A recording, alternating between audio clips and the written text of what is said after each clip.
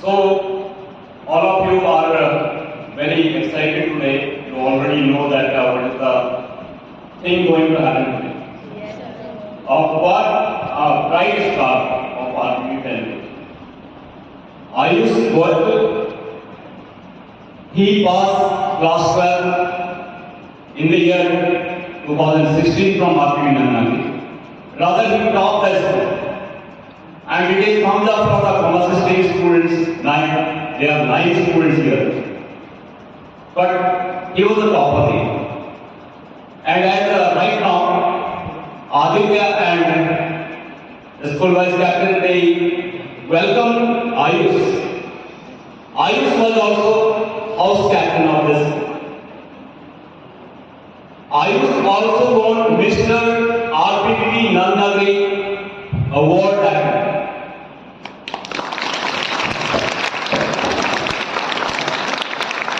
They were two friends. I was just telling you why he has not come. Abhi Parihar and Ayush Goyal. Both of them were neck to neck. And Abhi Parihar was little bit drifting. He was in sports, he was in definitely some other activities also. And he is also signing, he is in business today. This boy went to Hansraj College. From there he completed his BCom honors. After that he immediately went to IIM Kozhikode. And a government school student going to IIM Kozhikode, it is a big achievement. Big achievement. And you know that when he went there, the first thing he interacted with me, he asked me, he told me, sir, I want my LOR. LOR is letter of recommendation. And that time I had to draft this letter of recommendation because I wanted to make that heavy one. I wanted to add value to that. I wanted to add evidences there. So you won't believe and I just won't believe. I searched my social media account. I searched my old phones. I searched my Google Drive. I searched school record. And then I tried to compile one letter of recommendation of Ayush Goyal. But that was still not that much because that time we were not storing the things in that much. You are lucky that today in case I want to make LOR for you, your LOR would be better than Ayush's LOR. Why? Because we have started the program now. So I will not take much time. I will simply tell you that this is the honor, this is the pride, it is a thumbs up experience for all the RPV students and as well as the students that a student from a government school cracked this examination. Actually this examination is called steel frame examination. Sardar Vallabh भाई पटेल उन्होंने civil services को कहा कि ये country का steel frame है क्योंकि ये कंट्री को चलाता है। जिस सर्विस में आयुष गए हैं, अभी हमारे डायरेक्टर जो हैं वो आईएएस है, हमारे सेक्रेटरी आईएएस है, तो ये सारे सिस्टम को चलाते हैं, रन करते हैं। तो now Ayush is going to become that part of that steel frame जो कंट्री को रन करेगा। So this is big achievement and मैं अभी आयुष से बात कर रहा था कि he has lot of potential. You will see this boy shine on the horizon. आप इसको देखोगे, याद करोगे, because he has the knack for work, he has a style of working. IIM से निकलने के बाद he got very good package. He was offered job in New York also, but he believed that he should do something for the country. And without any coaching, it is inspiration for you. Without any coaching, he cracked this examination, and that too with marvelous ranking 171. He is going to get the IAS definitely. Because all 900 plus candidates, all of them are not going to become IAS. Some of them will go to IRS, IFS, IPS, but he is going to have that. So I will not take much time. We have some interaction program. There are some students. They will be just knowing something from Ayush. What he did, what he planned, how he studied, what was his preparation. So such type of queries they have. So quickly we will have this question answer round. Our teachers, we have Lalit here, we have Saurabh, we have Pritesh, I will myself also ask. तो हम ये question Ayush से पूछ करेंगे क्योंकि सबसे ज्यादा जो जानने का जो तरीका है वो है क्वेश्चन पूछना। ये आपके लिए आज एक और नया लेसन है कि अगर आप जानना चाहते हो अपने टीचर से ज्यादा तो आप क्वेश्चन पूछें। टीचर आपको बताए उससे पहले आप क्वेश्चन पूछें। Learn through question.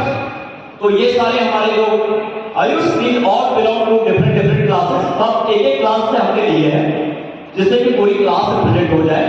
और ये आपको जो भी क्वेश्चन पूछेंगे आप इनको जो आंसर बताओगे हमारे इन बच्चों को भी मिलेगा। After that Ayush will address you and I have given you my topic education 360 degree.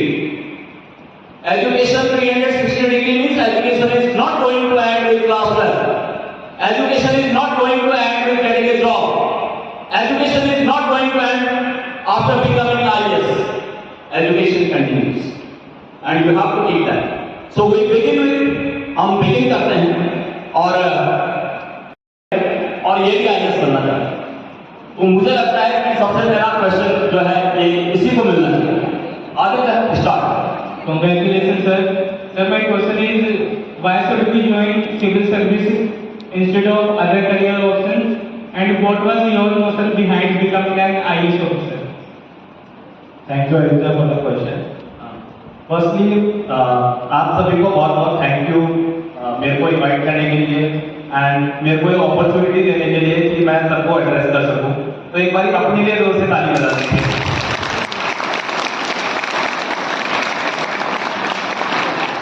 उसके बाद प्रिंसिपल सर, सभी जो टीचर बैठे हैं, कैमरा वाले भैया, सभी टीचर सभी को क्या है सॉरी, तो सभी को बहुत बहुत thank you.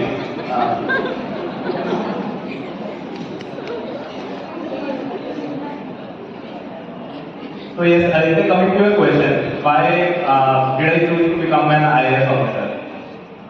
As sir mentioned, I had a very good corporate job with JP Morgan. That is a financial company and very good package. But when you come from a government school, so a bit of background about me. My father owns a small grocery shop here in Shadram only. तो ऐसा नहीं कि हमारे पास बहुत सारा पैसा है या फिर हमने बहुत सारा पैसा देखा है, बट जब प्लेसमेंट लगा तो बहुत सारा पैसा देखने को भी मिला, लेकिन अब समझ में नहीं आया कि उस पैसे का तुम करोगे क्या, क्योंकि एक लिमिट होती है। हम सब उसके अंदर बहुत आराम से जीवन जी सकते हैं। तो सोचा कि इतने पैसे से जी सकते हैं तो उसके आगे कुछ करने का सोचे कि हमने अपनी आवश्यकताएं, जरूरतें, अपनी नीड्स फुलफिल कर ली, तो क्या हम दूसरे को भी कुछ दे सकते हैं। और हम देने वाले कोई नहीं होते, देने वाला तो ईश्वर ही होता है। क्या हम उसके रास्ते पे चल के उसका हाथ बढ़ा के कुछ आगे किसी और के लिए भी कुछ कर सकते हैं। तो वो मेरा सबसे मेन मोटिवेशन था कि मैं IAS को चूज किया। But at the same time I never say कि IAS ही है जिससे तुम सब कुछ बदलाव ला सकते हो।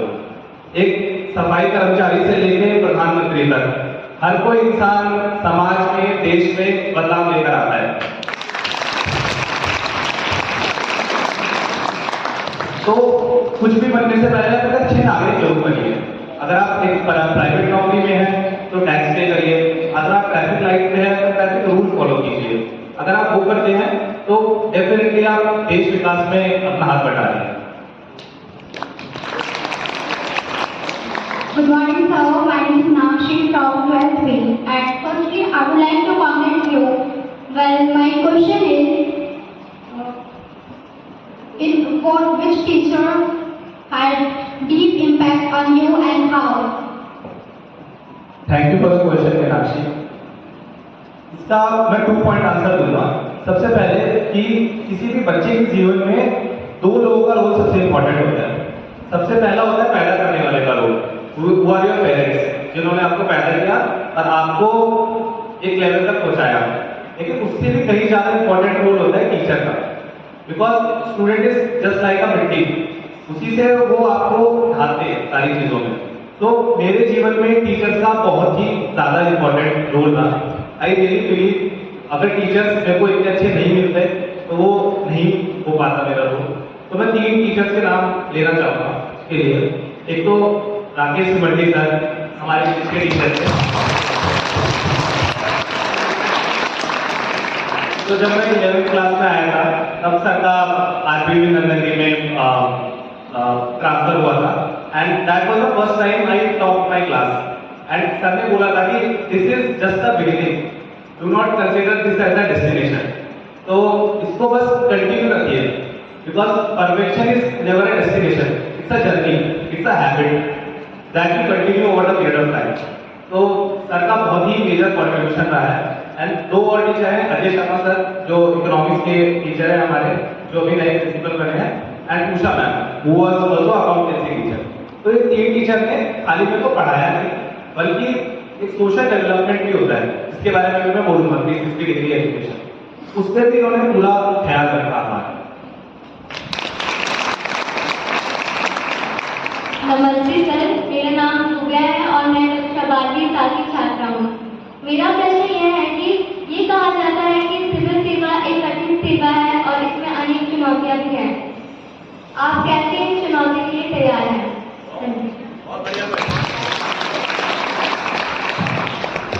Very good question. पहले तो आपको भी नमस्ते, सभी को नमस्ते। देखिए चुनौतियां तो हर चीज में होती है and our Prime Minister Narendra Modi sir, he always says that you should always find opportunity in a crisis. If you see हमारे कोविड-19 में हमारे ऊपर इतना बड़ा क्राइसिस आया, 2 साल में पूरी दुनिया में कोविड के जाल में फंसी हुई थी, बट उसी समय हमारा देश और ऊपर बढ़ा। और आज देखिए G20 में हमारे देश का इतना बड़ा नाम है, हमारे स्पोर्ट्स पर्सन इतना अच्छा कर रहे हैं, हमारे मिनिस्टर्स इतना अच्छा कर रहे हैं। So I always believe whenever there is a crisis, there is 2 times bigger opportunity in there. It's how to exploit that opportunity, how you use that opportunity, and have that strength and have that humility that will change the destination for you. Good morning sir, I am Sana from class 10B. My question is that we are often confused in about what we choose stream in class 11. Does stream play any role in examination like civil services? Very good question. Because बहुत सारे बच्चों को ये होता है कि हम एक पर्टिकुलर स्ट्रीम चूज करेंगे तभी हम वो पर्टिकुलर चीज बन सकते हैं, और ये बहुत ही बड़ा मिथ है। And this question will answer the doubt specially class 9th and class 10th students जिनको अभी स्ट्रीम चूज करनी है। तो एक बार हाथ खड़ा कीजिए 9th और 10th क्लास के स्टूडेंट्स, मोस्टली 9th और 10th क्लास के स्टूडेंट्स हैं, तो आप इसको ध्यान से सुनिएगा इस बार आंसर को। तो हमारे पास जनरली 3 स्ट्रीम होती हैं, science, commerce, arts, and her stream से बच्चे टॉपर निकलते हैं एंड सिविल सर्विसेज में हर स्ट्रीम के बच्चे आगे पहुंचते हैं।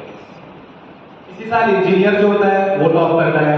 इस साल एक लड़के जिसने इकोनॉमिक्स कॉमर्स का हुआ है, जो कि कॉमर्स या साइंस स्ट्रीम से होगी या आर्ट्स स्ट्रीम से होगी, उसने टॉप किया है। इसी साल कॉमर्स वाले टॉप करते हैं एंड हर स्ट्रीम में अपने अपने फायदे हैं, अपने अपने नुकसान हैं। तो कभी भी घबराइए मत कि मेरा ये स्ट्रीम है तो मैं इससे पीछे हूँ। बिकॉज अगर मैं पर्सनल स्टोरी बताऊँ, जब मैं 11th क्लास में आया था तो कई टीचर्स ने बोला अच्छा तुम अच्छे बच्चे हो तो सिर्फ साइंस ही स्ट्रीम लो। मेरे पेरेंट्स ने बोला अच्छा डॉक्टर या इंजीनियर ये दोनों ही हैं सबसे अच्छे वो लो। बट फिजिक्स में तो समझ में नहीं आती थी, एक बंदा एक रस्ते से छूट रहा है, 80 मीटर नीचे गिर रहा है, तो उसका इनर्शिया क्या होगा, उसका रिप्लेसमेंट क्या होगा, तो मेरे को नहीं पल्ले पड़ता था। तो अगर शायद मैं साइंस स्ट्रीम ले लिया होता तो प्रॉब्लम 70% आते 12th क्लास में, तो मैं अपना पोटेंशियल यूज ही नहीं कर पाता। बट मेरे पिताजी की परचून की दुकान थी है नहीं, तो मेरे को हमेशा से मैथ्स का और अकाउंट्स का बहुत, बिजनेस का बहुत आइडिया था। तो मेरे को किसी टीचर ने बोला कि आप कॉमर्स लो, उससे आपकी चीजें काफी बदल सकती है, और मैंने कॉमर्स लिया। तो शुरू में तो इंफीरियरिटी कॉम्प्लेक्स होता है आपके अंदर, साइंस वाले बच्चे वैसे रहता है या आर्ट्स वाले वैसे नीचे हैं, बट ऐसा कुछ है नहीं। इट्स लाइक अ रेनबो, पूरा फ्लूइडिटी है, सब कलर एक दूसरे से मिलके बनते हैं और हर स्ट्रीम इंपॉर्टेंट है, इसीलिए वो है वहां पे स्ट्रीम, नहीं तो वो नहीं होती। तो कभी भी घबराइए मत कि आपके पास कौन सी स्ट्रीम है, बस अपॉर्चुनिटी एक्सप्लोर कीजिए कि उस स्ट्रीम से मैं सबसे बेहतर क्या चीज़ कर सकता हूँ।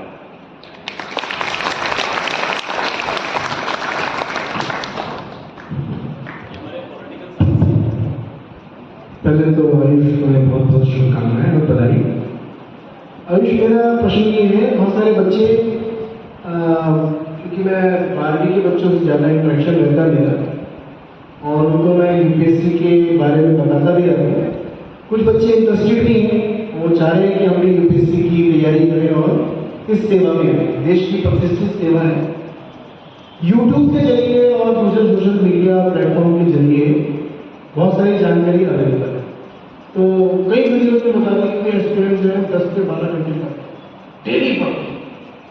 तो क्या ये मिथ सही है? 8 से 10 घंटे पढ़ना, सोशल सर्कल से कट जाना, सोशल मीडिया से कट जाना, सोशल फंक्शन जो होते हैं, इवन शादी, बर्थडे, त्योहार, फेस्टिवल्स, इनको भी छोड़ देना during the period of preparation, क्या ये मिथ है या सच में ऐसे करते हैं? आपने क्या किया? Thank you for the question sir. Okay, तो सोशल मीडिया में आज के समय में बहुत सारा समय बर्बाद होता है, जो कि हम सबको पता है, लेकिन आप उससे पूरा कटके भी नहीं रह सकते, क्योंकि वो गुण है एंड कर्ज दोनों ही है। तो मैं तो YouTube का स्पेशली बहुत इस्तेमाल करता था, क्योंकि मैंने बहुत ज़्यादा कोचिंग तो ली नहीं, तो YouTube पे जो भी फ्री वीडियोस होते थे उसका मैं बहुत ही अच्छे से इस्तेमाल करता था। बाकी बात रही कितने घंटे पढ़ाई करने की, तो मैं हमेशा क्वालिटी में विश्वास रखता हूँ क्वांटिटी के जगह पर। तो मैं हमेशा 8 घंटे पढ़ता था, बट मैं कंसिस्टेंटली पढ़ता था कि ये नहीं कि आज 12 घंटे पढ़ा और कल 2 घंटे पढ़ा। आप 8 घंटे रोज पढ़िए, और मैं अपने शेड्यूल को 2-2 घंटे के 4 ब्लॉक्स में डिवाइड करता था।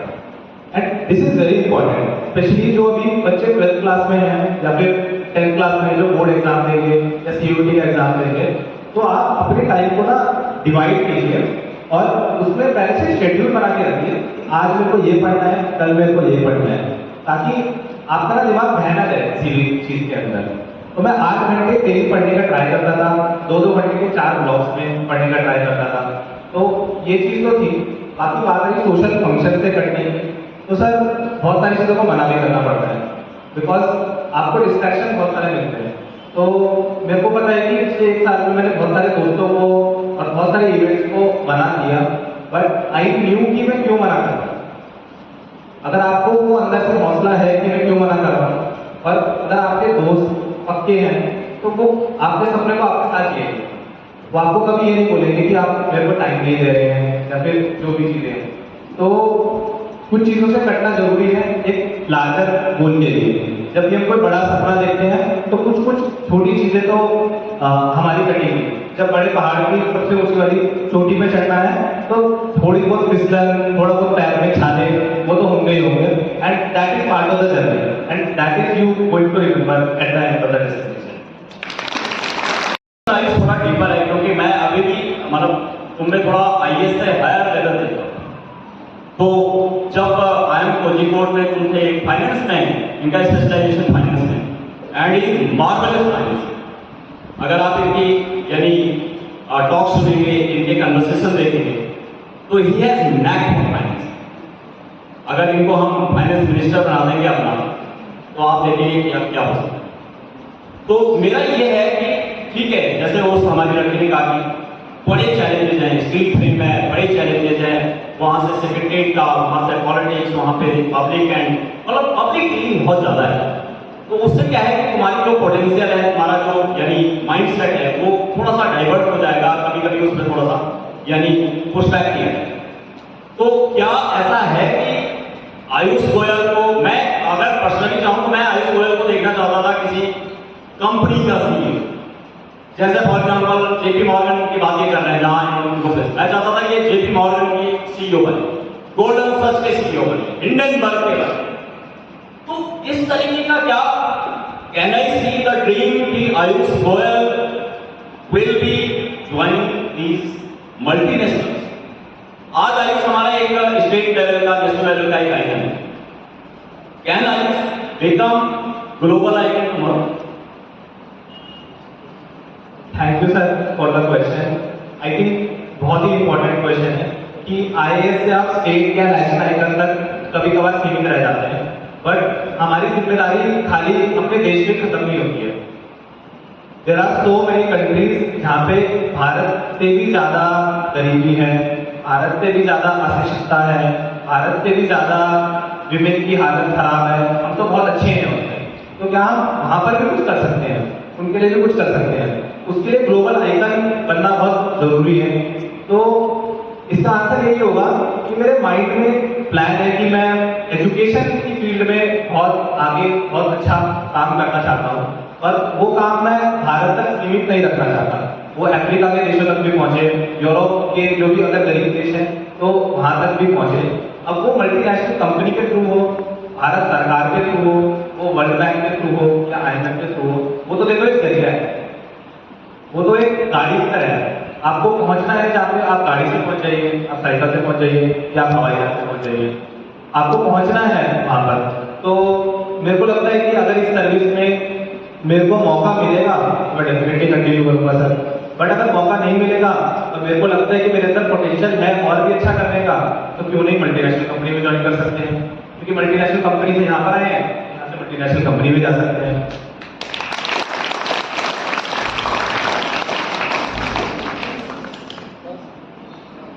First time congratulation. मेरा क्वेश्चन मेरे सामने जो मेरे बच्चे बैठे हैं उनके लिए आपसे क्वेश्चन ये है कि आपने प्रेजेंट में वो पोजीशन अटेन कर ली है कि जहाँ से आप नेशनल बिल्डर का काम कर सकते हैं। सामने जो बच्चे बैठे हैं ये फ्यूचर नेशनल बिल्डर हैं। मैं आपसे चाहता हूँ कि आप उनको मोटिवेट करें, गाइड करें कि कौन कौन सी वैल्यूज हैं जो इनको इनका मार्ग प्रशस्त करें, जिससे ये अपने देश को अच्छी प्रकार से फ्यूचर रन कर सकें। वो वैल्यूज कौन कौन सी हैं आप बताइए। तो मेरे को लगता है कि वैल्यूज एक इंसान के जीवन में सबसे ही इम्पोर्टेंट रोल प्ले करती है, बिकॉज हमें पता है कि धरती पे हर चीज नॉट कॉन्स्टेंट है, सब चीजों में बदलाव आता है। टेम्परेचर में बदलाव आता है, आज धूप है तो कल गर्मी है, सरकारों में बदलाव आता है, हमारी देश में बदलाव आता है। बट जो वैल्यूज होती हैं वो पिलर्स की तरह होती है कि अगर आपके पास आपकी फाउंडेशन स्ट्रांग है तो आपकी बिल्डिंग उतनी ही मजबूत होगी। तो कुछ वैल्यूज हैं जो कि आपको अपने आप को तो बढ़ाएंगे, बट आपका कंट्रीब्यूशन देश की तरफ बहुत ज्यादा इंप्रूव कर सकती है।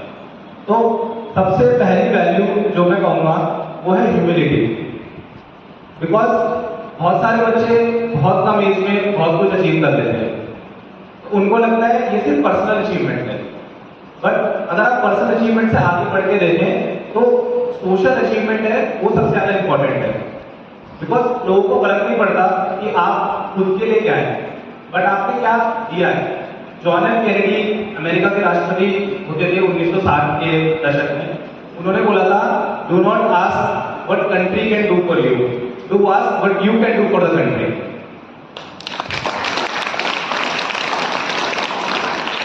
तो आपके अंदर वो जज्बा होना चाहिए कि मैं कंट्री के लिए क्या कर सकता हूँ।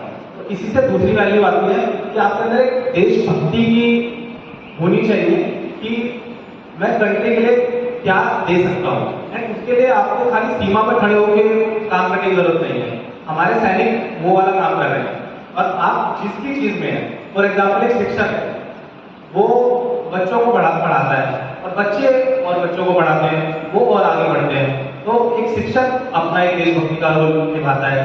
एक प्राइवेट नौकरी वाला इंसान है, वो जब टैक्स पे करता है, जब वो टैक्स पे करता है तो स्कूल खुलते हैं, और उससे हम जैसे बच्चे पढ़ाई कर पाते हैं, और हम जैसे बच्चे आगे फिर किसी और को पढ़ा पाते हैं।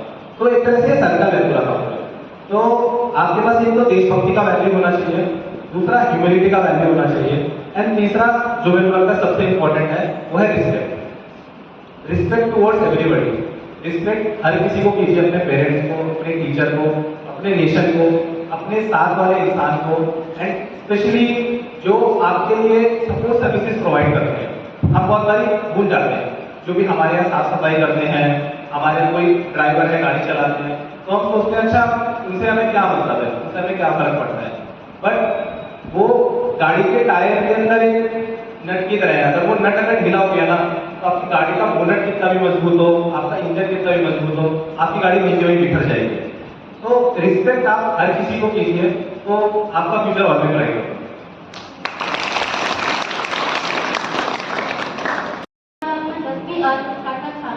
तो मेरा प्रश्न आपसे यह है कि आप हमारे विद्यालय के विद्यार्थियों के लिए सफल होने की क्या सलाह देंगे? कृपया हमारा मार्गदर्शन करें। नमस्ते दीपांशु, क्या आप रिपीट कर सकते हैं अपना क्वेश्चन? आप हमारे विद्यालय के विद्यार्थियों के लिए सफल होने की क्या सलाह देंगे? सफल होने का मंत्र, मैजिक ऑफ गेटिंग सक्सेस। देखिए, मैजिक ऑफ सक्सेस सबसे मेन मंत्र तो हार्डवर्क ही है। Hard work will always be there in every field, be it cricket, be it any sports, be it education, किसी भी चीज में हार्डवर्क कीजिए। बट उसी के साथ ना एक चीज अमिताभ बच्चन जी ने कही थी कि कोशिश जरूर करिए, कभी भी रुकिए मत। तो एक इसके ऊपर एक छोटी सी कविता मेरे को याद आती है कि क्या हार में क्या जीत में, किंचित नहीं भयभीत में, कर्तव्य पथ पर जो भी मिला यह भी सही वह भी सही, वरदान नहीं मांगूंगा पर कभी हार नहीं मानूंगा।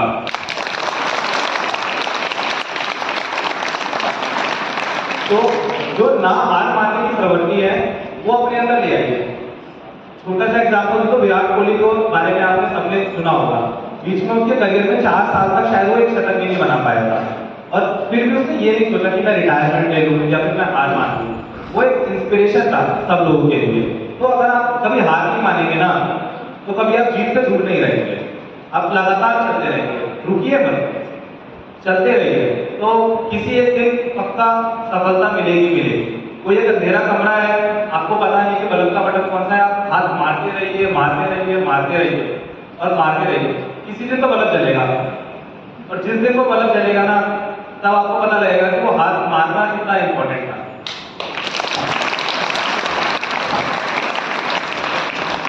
Namaste sir, my name is Prince. I want to ask that what was your study schedule during school, college, MBA preparation for civil service? Very good question. Study schedule के बारे में मैं ये बोलना चाहूँगा कि इसके 2 पार्ट सबसे इम्पोर्टेंट है। पहला तो है कि शेड्यूल बनाना। मैं एक नोटबुक पे शेड्यूल बनाता था, इसके लिए मैं टीचर्स के लिए जरूर थैंक यू बोलूँगा। एक लक्ष्मी मैम थी हमारे यहाँ लाइब्रेरी की मैम, जो अभी भी आज भी नंदनी में पढ़ाती हैं। तो उन्होंने 11th क्लास में एक स्ट्रैटेजी बताया था कि आप पेपर लीजिए, उसमें एक बॉक्स बनाइए, उसमें 4 लाइनें लीजिए और 2-2 घंटे के ब्लॉक बना दीजिए उसके अंदर, और उसमें लिखिए कि आज मेरे को क्या क्या करना है। मैं एग्जाम्पल दे रहा हूँ 10वीं क्लास के बच्चे के लिए कि मैथ में ट्रिग्नोमेट्री करना है, हिंदी में वर्णमाला करना है, इंग्लिश में कुछ करना है, और जैसे जैसे जो भी चीज़ हो उसको काटते चलिए। लेकिन किसी दिन ऐसा होगा कि आपकी वो चीज़ कंप्लीट नहीं होगी, तो उस दिन उसके ऊपर ब्लैक क्रॉस लगाइए और अगले दिन ट्राई कीजिए कि मैं 2 घंटा एक्स्ट्रा करूँ।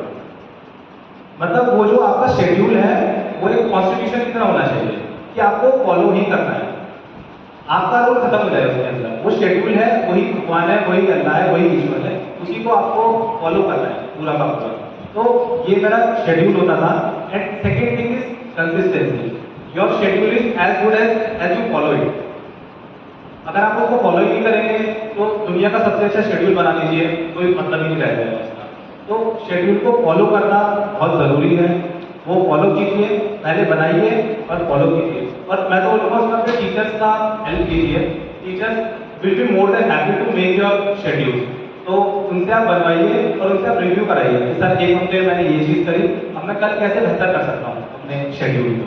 तो ये मेरा शेड्यूल था जो मैंने क्लास 11 में शुरू करा था साल 2014-15 में, और पिछले कुछ दिनों तक 2022-23 तक यही शेड्यूल रहा। एंड आई रियली होप कि आगे आने वाले मेरे जीवन में मैं उसी शेड्यूल को फॉलो करूँ और उसको भी और बेहतर करूँ।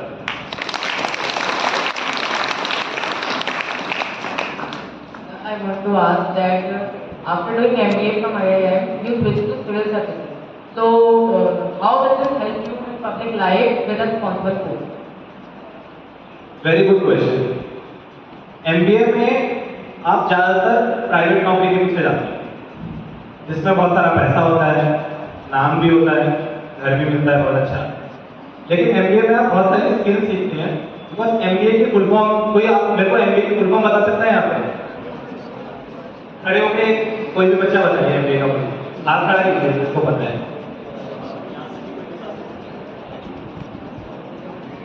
Master in business academy. हाँ, बहुत बहुत बहुत पास पहुंच गए। हाँ बताइए, क्या नाम है आपका? तो बिल्कुल सही आंसर दिया, मास्टर्स इन बिजनेस एडमिनिस्ट्रेशन। आप भी बहुत क्लोज थे मास्टर्स इन बिजनेस एकेडमी। तो मास्टर इन बिजनेस एडमिनिस्ट्रेशन का लास्ट वर्ड है एडमिनिस्ट्रेशन। और कोई IAS का फुल फॉर्म बताएगा मेरे को?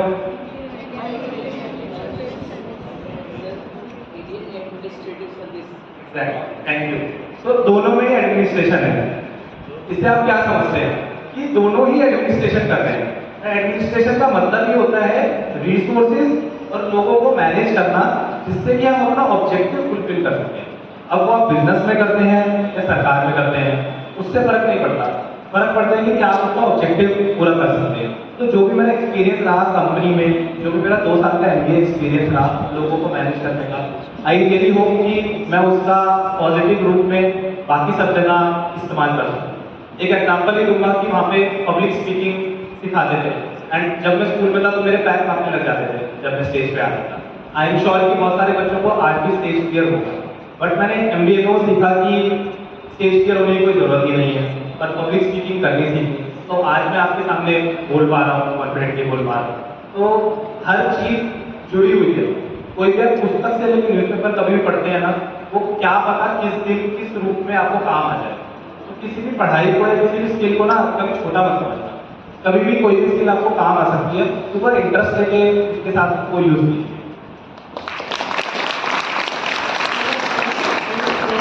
My name is Prathama. I am from 9th SSC. First, I want to congratulate you, and secondly, my question is, when did you decide to join civil services? Good question. तो मैंने civil services join करने का decide किया था करीब करीब जनवरी 2021 में। तब मैं MBA के अपने लास्ट सेमेस्टर में था, मेरे पास जॉब ऑफर भी हाथ में था। तो मेरे को पता था कि अगर मैं फेल भी हुआ तो मेरे पास प्लान भी है। एंड ये बहुत इंपॉर्टेंट चीज़ है। आप में से काफ़ी लोगों ने एक TV सीरीज आई थी एस्पिरेंट्स, देखी थी किसी ने? तो उसमें संदीप भैया थे, उन्होंने बोला था कि प्लान बी बहुत इंपॉर्टेंट है। तो plan B is like a parachute.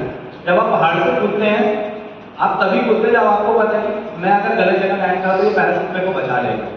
तो वो पैराशूट होना बहुत जरूरी है। तो इसलिए मैंने MBA किया, जो कि मेरे पास एक प्लान बी था कि अगर मैं फेल हुआ किसी दिन तो मेरे पास कॉर्पोरेट नौकरी तो रहेगी रहेगी। तो उस समय मैंने सोचा कि जनवरी 2021 में कि क्या मैं ट्राई कर सकता हूँ। शुरुआत में मैंने जॉब के साथ इसको करने का ट्राई किया। उस समय मेरा 8 घंटे का जॉब होता था, सुबह 11 बजे से लेकर शाम को 7 बजे तक, और शाम को 7 से 8 में खाना खा के फिर रात को लग जाता था 9 से 3 बजे तक। बट इतना ज़्यादा हाई शेड्यूल लेने की वजह से मेरे बाल गिरने लग गए थे, आपके इस वजह से डार्क स्पॉट्स आने लग गए थे। बट उससे मेरे को एक फायदा हुआ, मेरा मन बहुत स्ट्रांग हो गया कि क्या मैं अगर 15 घंटे किसी चीज़ के लिए इतना मेहनत कर सकता हूँ तो मैं नौकरी भी छोड़ सकता हूँ।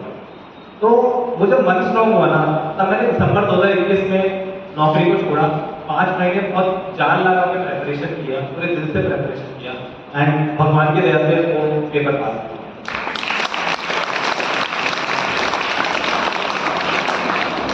नमस्ते सर, मेरा नाम है सुकन्या। तो सबसे पहले मैं आपको शुभकामनाएं देना चाहूँगा कि आपने PSC का एग्जाम क्लियर किया, और धन्यवाद कि आप यहाँ हमारे विद्यालय के बीच में आपने आपका समय निकाला। तो मेरा आपसे क्वेश्चन है कि आपने अपनी माध्यमिक शिक्षा RPV नंदनगी से कंप्लीट की है, तो आपकी सफलता में उसका क्या योगदान है? मैंने क्लास 9th में RPV नंदनगी में एडमिशन लिया था, and I think that is the single most best thing that ever happened.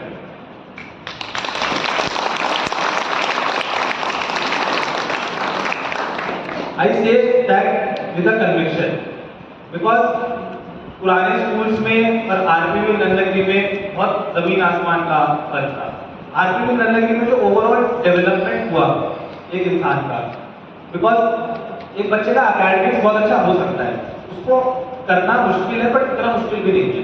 लेकिन उसके साथ उसका ओवरऑल डेवलपमेंट करना, कि उसको स्टेज पे आना भी सीख जाए, वो क्विज कंपटीशन में भी जाना सीख जाए, वो उसको थोड़ा डांस भी आ जाए, उसको थोड़ा फुटबॉल भी आ जाए। वो जो राष्ट्रीय मुद्रा विकास विद्यालय हैं, और मैं कहूँगा सारे ही खुले, गौतमपुरी हुआ, यमुना विहार हुआ, सूरजमल विहार हुआ, सब में जो ओवरऑल डेवलपमेंट होता है, और जो नए विद्यालय खुल रहे हैं, एसओएससी विद्यालय खुल रहे हैं और भी सरकारी स्कूल हैं, तो उनका आपके जीवन में बहुत ही अहम कॉन्ट्रीब्यूशन होता है। बिकॉज क्लास 9 से क्लास 12 सबसे इम्पोर्टेंट पीरियड होता है किसी भी बच्चे के लिए, क्योंकि उसके बाद आप कॉलेज जाते हैं, कॉलेज के जो शिक्षक होते हैं ना, वो आपको इतना अटेंशन नहीं देंगे जो स्कूल के शिक्षक आपको देंगे। आप स्टाफ रूम में किसी भी समय चले जाइए या प्रिंसिपल रूम तक भी चले जाइए, आप सर को बताइए सर मेरे को ये समस्या है, सर आपकी समस्या इमीडिएटली नहीं तो पक्का सॉल्व तो जरूर करेंगे, लेकिन कॉलेज में ऐसा नहीं होगा। तो स्कूल का बहुत इंपॉर्टेंट रोल है, एंड जितने भी समय आप स्कूल में हैं, आई थिंक ज़्यादा बच्चे 9, 10, 11, 12 वाले हैं यहाँ पे, तो आपके पास 3 से 4 साल हैं स्कूल में, तो स्कूल के रिसोर्सेज को, स्कूल के टीचर्स को और अपने फ्रेंड्स को जितना यूटिलाइज कर सकते हैं ना, जितना निचोड़ सकते हैं आप, जितना अच्छे से उनसे बात कर सकते हैं, वो जरूर कीजिए। बस कल को वो मौका दोबारा नहीं मिलेगा, तो आज जो मौका है उसको अच्छे से यूटिलाइज करें।